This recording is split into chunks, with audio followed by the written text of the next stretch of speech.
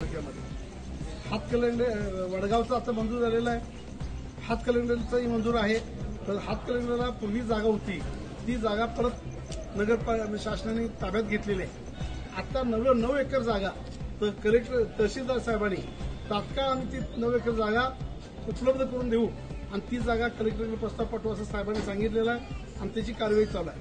ती 9 एकर जागा आपल्याला 1-2 महिन्यामध्ये उपलब्ध होईल आणि त्याच्या देखील त्याचा प्लॅन त्याचं एस्टिमेट आणि डीपीआर होऊन जे आता आर्किटेक्ट नेमलं आहे त्यांच्याकडून ते करून घ्यायचं आहे. त्यामुळं हातकलंगडे देखील आता आपल्याला क्रीडा सर्कल मंजूर आहे.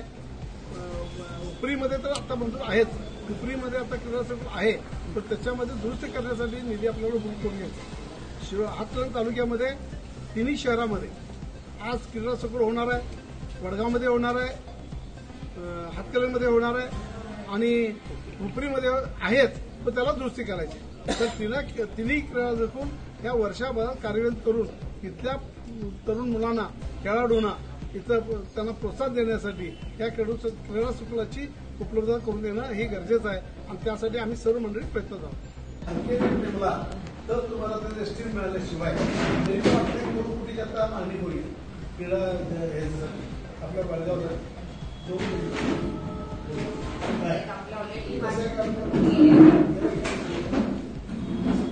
मॅडमच्या बोलण्यातून आले की आपल्याला दोघांच होती.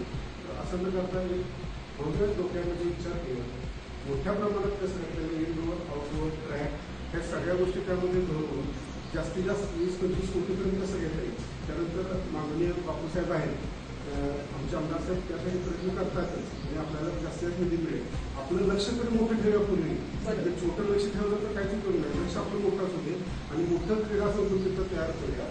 त्यामध्ये सर्वप्रथम कंपाऊंड घालून ती जागा आपल्या ह्याच्यामध्ये घ्यायचं गरजेचं आहे. आणि आपण आता मी कमिटीबद्दल बोलतात तर मला असं म्हणायचं की स्थानिक लेवलला तिथे जे काम करतात त्यांना तिथल्या टेक्निकली किंवा ह्याच्या माहिती असते आणि या गोष्टीमध्ये त्या लोकांना तुम्ही समाविष्ट घेणं. शिक्षक लोकांचं कसं असतं की थोडेफार ही पोरं जायच्यासाठी सिरियस आणि ही कधी करावं मॅडमला आपली प्रवास शिकायला पाहिजे की वडगावच्या स्थानिक स्वराज्य संस्था होता त्या आता निवडणूक आहे 4 महिन्यामध्ये आली बापू याचा बेनिफिट आपल्याला ह्या बाकीच्या सर्वांना होईल.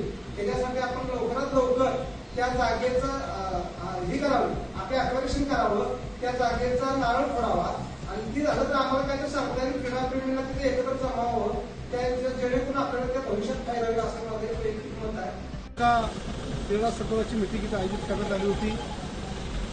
आपल्या तालुक्याचे तहसीलदार बेंडेकर साहेब आणि आपल्या जिल्हा क्रीडा अधिकारी यांच्या उपस्थितीमध्ये आणि सर्व प्रमुख नेत्यांच्या उपस्थितीमध्ये आज बैठक झाली. या बैठकीमध्ये वडगाव येथील क्रीडा संकुलासाठी तात्काळ आपण जिल्हा नियोजन मंडळातून पैसे उपलब्ध करून कंपाऊंड मागणी घेऊन कब्जात घेणं हा पहिला विषय आज इथं झालेला आहे. क्रीडा संकुलाची जागा वेगळी आहे आणि हॉस्पिटलची जागा वेगळी आहे.